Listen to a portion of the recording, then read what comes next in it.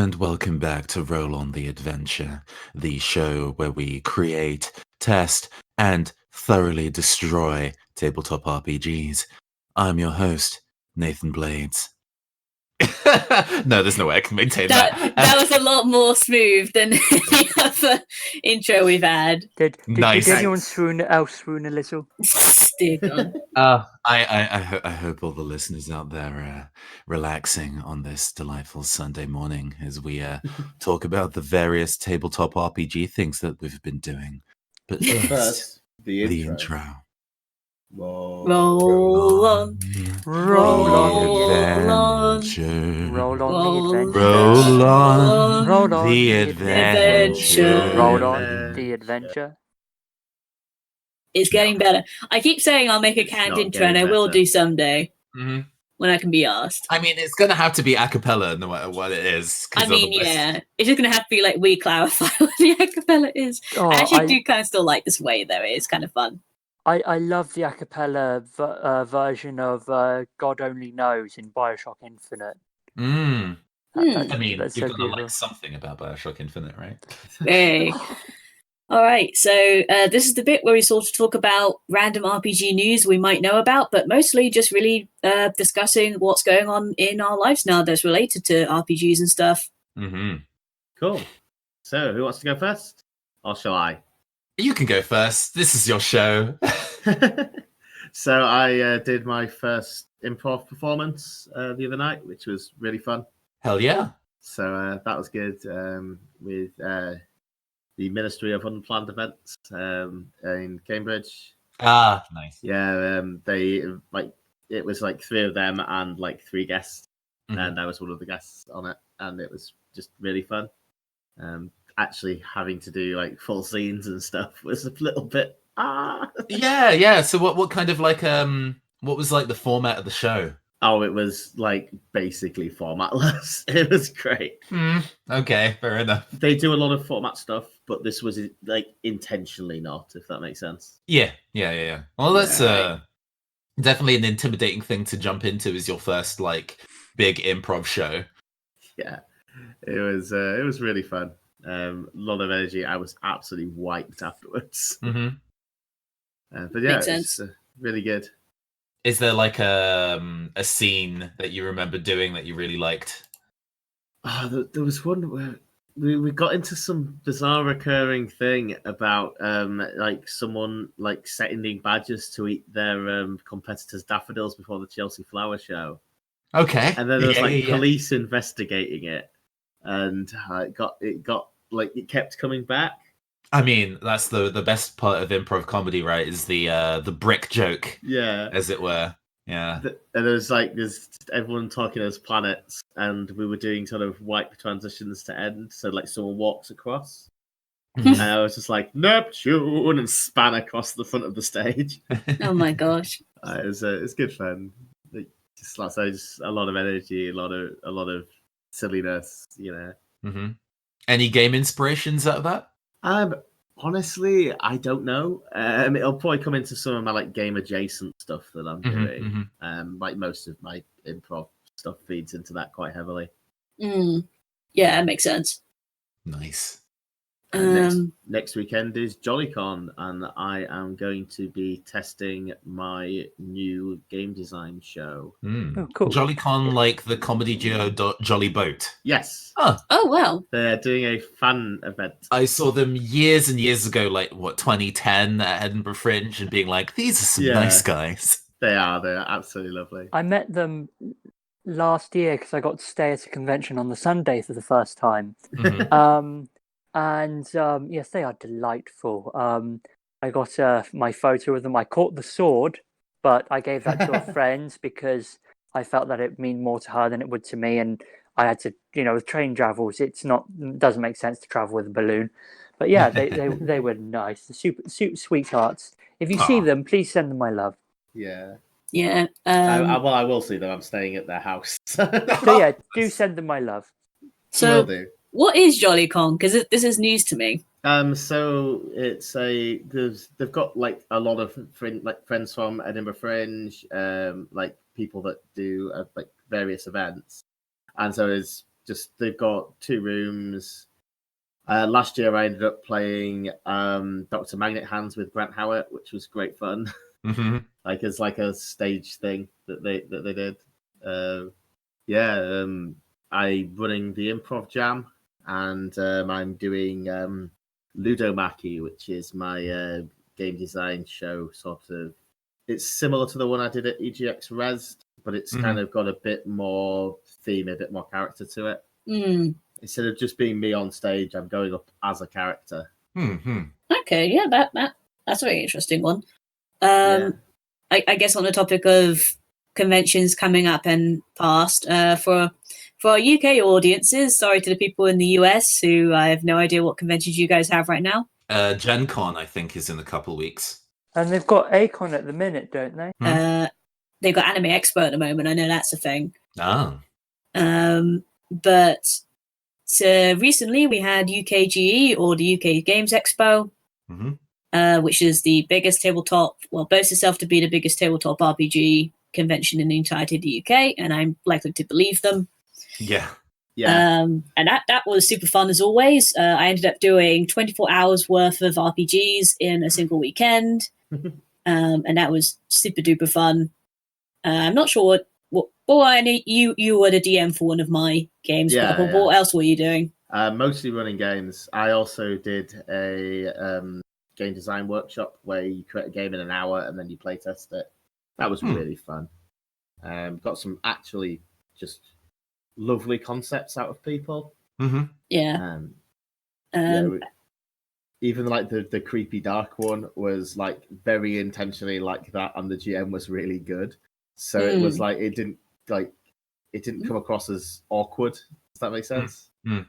Because often it's to be like, yeah, this is like super overwhelmingly dark. But it was exactly it. But we bought into the super overwhelmingly dark, and he did a really good job of making it work. Okay. And it's just like it was one of these ones where it's kind of a cast from health sort of system. Everything drains your health. It was like you were just slowly running out of life as you try to escape from like this cult. Okay. Yeah. It was really interesting, really fun. That's fair. So, I mean, if any of our listeners ever want to come see the cast, which would be a very, very weird thing if someone decided to come see us, I'm going to be going to UKGE next year because I quite enjoy it. Absolutely. I'd honestly love to do a live episode of Born on the Adventure there someday. That'd be cool. Oh yeah, that'd be I would love to be sick. part of. I would travel, to most other places in the country to be part of a live version of this. Well, we did one at Hibanacon last year. Yeah, we did. Now that was quite fun. That was fun. I also went to UKGE this year. It was my second year going. I went for the first time the year previous, and I really, really like it as a con. Both times I only went for the one day, which puts a kind of hard cap on what you can actually manage to do. Yeah, because it is absolutely huge. Yeah. I think last year I didn't even really do any gameplay testing because it's board games as well as tabletop RPGs. Yeah. Yeah, it's all tabletop. Yeah. So I did, in both instances, did a decent amount of shopping. I tend to go to get at least one indie RPG that I don't know, and then then like bigger, well-known stuff in like a cheaper cost than it would be getting it at my kind of local games store kind of thing. So it's nice to run into the people who like a UFO Press, who I've met a handful of them now. So it's nice to be able to say hi when I see them. Yeah. And I've since I was on here last, there's a comic book series I've been reading, which is not only about role-playing games, but there is going to be an attached role-playing game. Ooh, is this Die? It's Die. I love Die. It's so good. So basically, the plot, and this is just the first issue, a group of gamers gather together for one of their 16th birthdays, and this guy's friend, as a present, has made him a new role-playing game. They play it, disappear for, I think it's 2 years, 6 months to 2 years. And when they come back, one of them's not come back, one of them's missing an arm, and whenever they get asked about what happened, they say they can't say. Decades later, when they're all jaded adults, a D20 shows up and it sucks them back into the game world, and it's a bit like Jumanji. Mm-hmm. Yeah, I've got very much Jumanji vibes. They're playing their characters. Now, one thing that's interesting about is because they do explore the mechanics of what will be the actual game in the comic. Mhm. Each class has a different die they use, which is Yeah. reflective of how they play. And what's interesting is that in the back page bit where the writer does just some extra material, he does an in-depth breakdown of why each class is what they are and why they have the dice they have. Mm-hmm. Yeah. And it's great. There's the Joker, also the Fool, I can't remember which, and that character's point is they're meant to be the ballsy player, the player who pulls off the crap, and the idea is that as long as they go along confidently by the seat of their pants, that's when they work. Mhm. There's also the Grief Knight, who powers people up when they're who is powered up when they're sad. The Dictator, who manipulates emotions. But what's interesting, I find the most interesting, is the Cyberpunk, or Neo. And in the comic, the plot is explained is that this she's a kid. She's much younger than the other children. They're 16. She's 12 maybe, and she just says, "I want to be a cyberpunk," obviously not knowing that's a genre, not a thing. Mhm. And the character he makes for her is called a Neo, and her thing is she's got sort of technology-ish stuff, but there's a cost. She has to pay fairy gold once a day, or she loses access to her powers. Yeah. And so, yeah, they are making. I think some people have managed to play it. I don't know if it exists out in the wild yet. It but there is has going been to in be an playtest, RPG. I believe. Yeah, that's it. It's been Cool. play tested, but that's about it. And Mhm. I'm so looking forward to this game. And supposedly, the fluff of the game is that you are a group of players who get sucked into the world like the characters in the book, and that is an important element of it. Oh yeah, you play as yourself. That is Yeah. part of the mechanic. Oh, of the cool. game. Okay, that's interesting. So very much like one of the Apocalypse games. I can't remember. It's not powered by the Apocalypse, but I think I just remember the game as Apocalypse, where you play yourself in the Apocalypse. Mhm. And one thing in the third issue, they come across a land sort of heavily inspired by Tolkien, but Tolkien's experiences in World War One in the trenches, Mhm. and Tolkien himself is there, and they're just surrounded in the trenches, and it gets bleak, but it's such a good comic, and I'm really excited to play the actual game. Yeah. Mhm. Cool. I That am sounds- reasonably familiar with the writer Kieran Gillen, who previously did Phonogram and more recently The Wicked and the Divine. They're still doing The Wicked and the Divine, which is both of those comics are about music and how they give magic powers. The Wicked and the Divine specifically is a bunch of teenagers getting the powers of gods from various different pantheons, and they become all powerful, but in 2 years they die, and it follows what they want to do with that unimaginable godlike power before In 2 they years. eventually bite it. And the way that they demonstrate their powers is through performance, so they essentially become rock stars. And each of the characters is like based on a different type of pop star. But he's quite well known for being a, to put it bluntly, jaded asshole. Yeah. He's not a terrible person. He's just very curmudgeonly. So it makes sense that it can that's reflected in Die. I actually have the trade paperback of that. They did a special like gold foil Art Deco Oh, nice. version of I've it. only got these single issues. But for example, just to give an example of how bleak it is, Mhm. there's a soldier who writes a letter in this 1,000-year war, basically saying this wasn't worth it. I've been chewed up by this machine the same way my father and his father. Tell our children I love them and do not come to this stupid war. Mhm. And they make a point of making sure this letter gets sent. That's a plot point that Tolkien gets, I think, a bird to take the letter. The bird gets shot down, the letter gets intercepted, the enemy thinks it's just propaganda and they burn it. That's the last thing you see, that this guy who dies his dying words will never get to his children. Just think, wow, that's a step above. Not only did you kill this character off, not only did you have this heartfelt, touching letter, you have the extra. I mean, at this point, it's kind of almost asshole-ish step of saying, no, he's not. They're not going to get it. Not going to happen. Yeah. It's like that last little step of despair that you almost wonder, is that too much? Yeah, he definitely feels like he's pushing the boat. Interesting that wasn't, because I have an allergic reaction to high fantasy. So when he said that, oh yes, I'm going to be doing my comic book about tabletop RPGs, I was like, oh no, if this is like elves and ish, I am not down for this. Oh so no, it's cool that it's more. Oh yeah, it's been described, or I don't remember if he did it or other people did it, as Gothic Jumanji. It's Gothic Jumanji. That's a lovely description. It is Gothic Jumanji. It's got just as much horror as it does fantasy. Neat. Awesome. That's super cool. Shall I go with a thing? Yeah, go for it. Do the thing. Yeah. So I have been dabbling in the dark arts of combining tabletop RPGs with live streams as of late. So as some of you might know, I've been doing an actual play podcast for over a year now. A year and a half. God, time flies. Called The Talent Agency, queer cyberpunk action. It's great.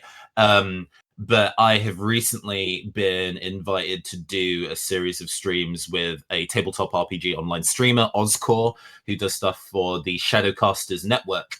So I have been a character on his campaign of The Sprawl, which is a Played by the Apocalypse-based cyberpunk system. And it's super good to do. A mixture of, working with a GM who I respect but wanted to work with, and now the opportunity to do so is here. With most tabletop content producers being American, working out times to be able to work with them on anything is quite difficult. So glad that that's been working. But also the way that you play tabletop RPGs for live air is interestingly different to playing for podcast record, which again is different to playing off air. Yeah. Have you done live on stage? No, not for trying. There was like a couple years ago, I applied to be on like the waiting list for like a tabletop RPG live show that basically changed players on the hour every hour across a week, and didn't get in. And the person who got my slot was actually super nervous about being on stage, and so I got to sit there being like, "Man, that could have been me, man. Why you like this?" No, I was just wondering if it was like how you thought they compared, but I think the energy of it is similar, because it's about. I mean, even in podcasting, sometimes you edit stuff out. Maybe it's because I'm lazy. Maybe it's because my players are amazing and I don't need to. But I find that I don't cut out much of my edits. No, I don't. But in live, you got to keep everything you say, even if it's dumb. So, yeah. There's definitely additional thought there in being very careful about how you perform. Also, we perform. Excuse me. We're on webcam as well while doing so, which is partially for kind of like promotional connection reasons. It's very hard to form a parasocial relationship with somebody who you can't see. But there is a level of bodily and facial acting that I can do that I obviously don't do for podcasting. And I have to think about that actively, actually. It's the thing that I'm trying to work on, of being more facially emotive while role-playing. And also showing up in dope makeup looks when I can. Nice. But yeah. It's been real fun to do. Has anybody else kind of done like streaming, even in like regular gaming stuff, but like streaming stuff before? I've not. I've been wanting to do RPG streams for a very long time, but the gaming groups I'm usually with are allergic to that kind of thing. So I've never been able to do it. Like I've always treated games as performance to me. Yes, I agree. So I would love to, like, I've been throwing around doing this this podcast myself called One Shot Pony. Mm-hmm. and I've been wanting to do it for such a long time that it's sort of getting the people together to do it would be Yeah, would be a logistics factor. suck. Yeah, logistics suck, especially when you're dealing with time zones. Yeah. Yes, absolutely. Well, maybe I'll drag you into my own stuff, because in addition to appearing on that show, I'm trying to do the basics of setting up my own Twitch channel to do tabletop stuff. I want to run a lot of one pages, just because those are easy enough to do as single shots. No pressure to make it campaign. We can have rotating casts for the people who need it. That kind of. Yeah, I mean that would be awesome if I could ever make an appearance. Yeah, I'll drag you into all that. Absolutely. Nice. I'll send you a Discord invite after the record's done. But Yeah. But yeah. The performing for stream is super interesting. Is as a different way of doing the same thing that we've been doing for years. I can see that. I guess in terms of actual games currently doing, so in the past couple of, I can't remember exactly how long it's been since we've recorded, so I'm pretty sure I've gone over the fact that I've finished my superhero game, my Action Faction game is wrapped up, and that was super cool and epic, and we moved into a new game, Nemesis 2600, which is using the Stars Without Number revised rules, with quite a lot of heavy house ruling, because I'm not necessarily a fan of how Stars Without Numbers works. So I'm just like, death saves. We have death saves now. I have only played one session of Stars Without Number, aside from like the sessions of character creation, and the fact that you can start out as a player with 3 health, when people can easily do that amount of damage without trying, is scary. Yeah. It makes sense. Like, it's like playing Only War. It's a lethal system. It's built to be that way. And if you like that, that's cool. But to me, I just wanted the stuff the system gave me without having to use that fatality. So I was just like, you have more health now. But yeah, that's going okay. The players are currently in their first arc where they're on this dying planet known as Rapali. And they are trying to essentially get these blueprints, which are in a destitute factory. And they've only just about realized that, there is shady stuff underfoot. And these blueprints aren't exactly the peaceful thing that they might have thought they were. So that's going quite well. I'm currently in the conception stage for several other homebrew games, because I am a homebrew monster. Including this new one, which might actually be something to talk about, which is currently under the working title Storm Shield High. And essentially the point of it is it's very Persona inspired. Yes. A little bit of Persona, a little bit of Danganronpa, a little bit of those battle royale anime school things is being put into this, where essentially you are there's this little town called Eavestrom, which is this basically Inaba. It's this tiny town on the side of a port, and it used to be there for shield for storm purposes, to give broadcast of that to the rest of the continent. And basically there's this high school there, which is where the delinquent high school, everyone that other high schools can't deal with, gets sent there. Sure. And so you're a new bunch of students who have come in on your final year, and you've been sent to the school for, possibly correct reasons, possibly incorrect reasons. And so by day you're dealing with this, high school, times 10, because you're dealing with delinquents who, may have any range of weaponry, drugs, that kind of stuff. That's what you're dealing with by day. And then by night, essentially it goes into kind of like the Velvet Room kind of stuff, where the town changes and you're now in another world where you are now you kind of have persona, but it's more like you are the persona. It's more like a henshin kind of stuff. Man. I'm now imagining what would happen if the persona sort of thing, when it takes over a school effectively. Yeah. If that happened at Cromarty. Oh dear. Where everybody already has superpowers. Yeah.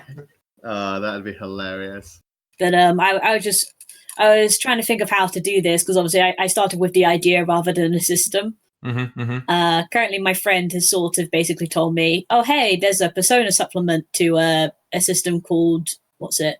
Monsters and Other Childish Things. Yeah, that's it. And so that's what I'm currently thinking of using.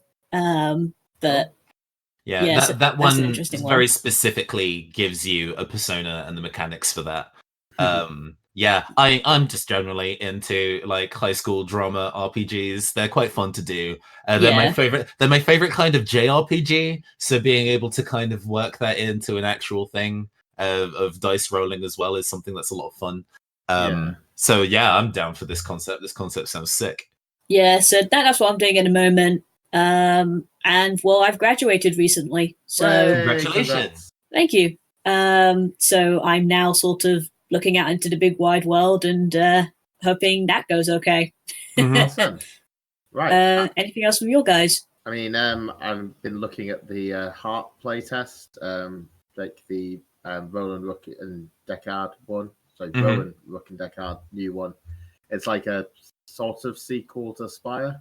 It sounds amazing. So, I think I've seen Grant post like character art and stuff. Yeah, it looks great. And one of the characters is like a trained paladin who can sacrifice all their HP to summon the final train, which I'm not quite sure whether this game is supposed to be serious or absurd. But... As far as I'm aware, it's supposed to be completely serious. All right. It's surreal but serious, from what I can tell. I mean, the artwork is pretty gritty, so that tracks. That tracks. I like surreal but serious. I absolutely like. That's the sort of thing I really like. So, and I don't get to do enough of. Sorry about it. You're not sorry at all. No, I am absolutely not sorry at all. I don't give a damn. I'm yet to play Spire. I really, really want to. Yeah, same. It was a free RPG day like a week or two ago, and I was running stuff, but somebody else was also running Spire. I'm like, do I just cancel my game so I can get it? Okay, so next arc. What do people want to see? Amy? Gosh, okay, because I think a lot of the stuff from this arc kind of, in a warped way, came from my mind with like the bullets and all of that kind of stuff. That's all came from me. I don't know. You said you wanted to try something that was less action oriented. Yeah. So I'm wondering, I don't know, because this one was partially, we conceived this as being based on puzzles, didn't we? Well, it was more that violence is the answer, was where we started. Yeah, violence isn't the answer. And then we threw that out the window. I mean, I think across both of those games, we didn't really injure anyone. Yeah. So we used our words. We managed to achieve that technically. Technically, I'm not sure.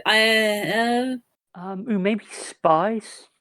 Spies. Yeah, spies. Spies. Okay. That could be a good starting point. Yeah. I like me some spies. Because when I say spies, I mean spies doing what spies are supposed to do, not James Bond. Okay. As much as I love James Bond, there's this moment in there's a scene in Casino Royale where he's doing this big over-the-top chase above on a crane that ends in an exploding embassy, and you think he's a terrible spy.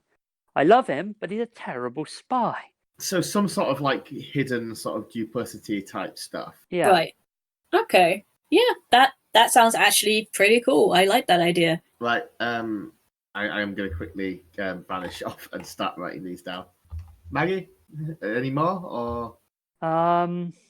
Well, okay. So I think obviously we usually have an objective we're working around. I know we put down the idea of a Jeff, and I don't want to bring back a Jeff.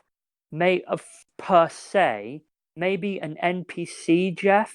So find the traitor, but this time the traitor is an NPC, so that we don't have any of this problems that we had with the traitor last time. To be honest, I think that was mostly because it was added into another game, which already had like a mission. Yeah, I think. I mean, it's stuff about who to trust is definitely something that can be done and is worth investigating. There just needs to be a system to be able to send information secretly. That's the only way you can do duplicitous stuff as a PC. Yeah. Yeah. Also, like, so I think building the game around it is different to adding it into another game. Yeah, I think if we are going to go with it, maybe this time the GM does need to know who the traitor is. Yeah, I actually like the idea that, because the thing that came to my mind instantly was spy versus spy. Yeah, Mhm. I was just thinking that. I think in terms of slightly more mechanical things, I know we always tend to have a mechanical bit we want to do. Mhm. I like the idea of something that doesn't involve dice for this one, or All maybe right. involves dice less, because the last couple have been we want to use dice more. Deck of cards. Deck of cards. Deck Yeah. of cards. Oh, that would really match the theme. Yeah, deck of cards or something else as a main resolution mechanic might be an interesting thing to go with. So I think like alternate resolution mechanic, I think is what I want to put down. I'll Mhm. put deck of cards down. That works. I've got a gold deck of cards, which is super tacky, but would be great for me to use when I play. Really get me That's into this. Really get me into the zone. Right. I kind of want to do some. I really think that whole surreal but serious thing is amazing, and now my head's stuck in it. So Mhm. Okay, surreal but serious. put it down. Yeah, like maybe not this as an example for tone rather than content. It's a spy within the Ministry of Silly Walks. Again, not the content. That would be a Yeah. stupid idea, but that tone. Or you know what's good? Brazil.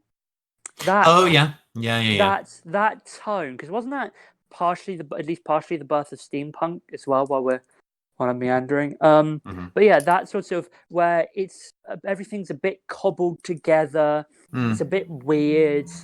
It's sort of like someone had a terrible idea for society that doesn't quite work, but someone said, "Okay, let's try to make this work before we give it up," and it's just sort of held at the seams by duct tape. Good idea. Okay. So like a world that's falling apart. Yeah. Yeah, so is this a surreal but serious thing? Like it's completely surreal from the outside, but internally it's treated completely seriously. Yes. Yeah. Purple, is there anything you would like to see besides this surreal but serious tone? I would like to see some sort of mechanics for party cohesion. I think that's something that we should really design around. Yeah. Well, one idea, because the idea is that we're Yeah, I trying to get find what you mean. traits. If we are the idea. Oh, sorry, Nathan. Are you back? Yes, I am back through my phone. Discord is a curse. Right, sorry. There are a couple things I wanted to add, and I guess none of them came through, but it doesn't matter. Cool. So deck of cards came through. That's good. Hell yeah. Yes. I was going to suggest that if we're kind of going through like a mundane surreality or something, the phrase dream access, to be interpreted however thou wilt. I'm putting that in all caps. Sure. Nice. And maybe this, to kind of also kind of poke at the idea of mundane turned surreal. I was going to suggest something about like the Fae, maybe, but nah. Just dream access is fine.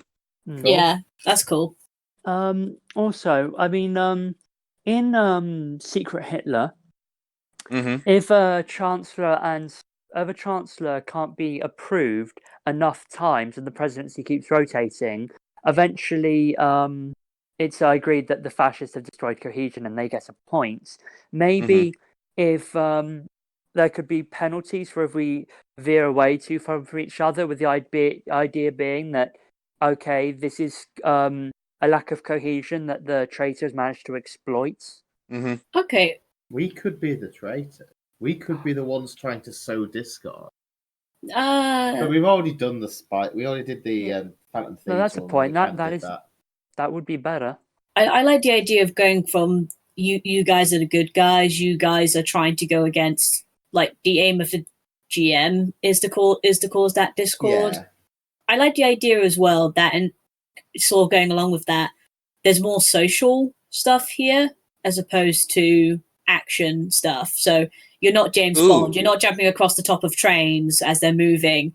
It's much more, you've lost that connection, you don't know where that information is now. So Yeah. you mean I get to do character? Yeah. Love it. Oh, a thing maybe to add then, if this isn't adding too many ingredients to the broth, that can codify that.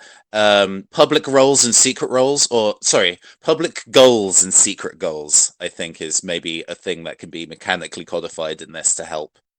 Even people who are on the quote unquote good side still have personal aims that might be Yeah. tricky. Yeah. Okay. Yeah. I think that's enough. Yeah, I think we've Nice. got a lot of stuff there. Yeah. I managed to Alright. suggest something despite being disconnected like 3 times. Oh gosh. Fight the power. Hey. So we have spies, some sort of traitor, like who to trust kind of thing. A deck of cards. It's going to be surreal but serious in a world that's kind of falling apart or patched together. There's going to be mechanics that are about working together or setting each other up, and that aid like player cohesion. It's going to be more social than action oriented. There's going to be public and secret goals and dream access. Nice. Cool. So join us for that next time on Roll on the Adventure. Bye. Bye. See you. Jenna.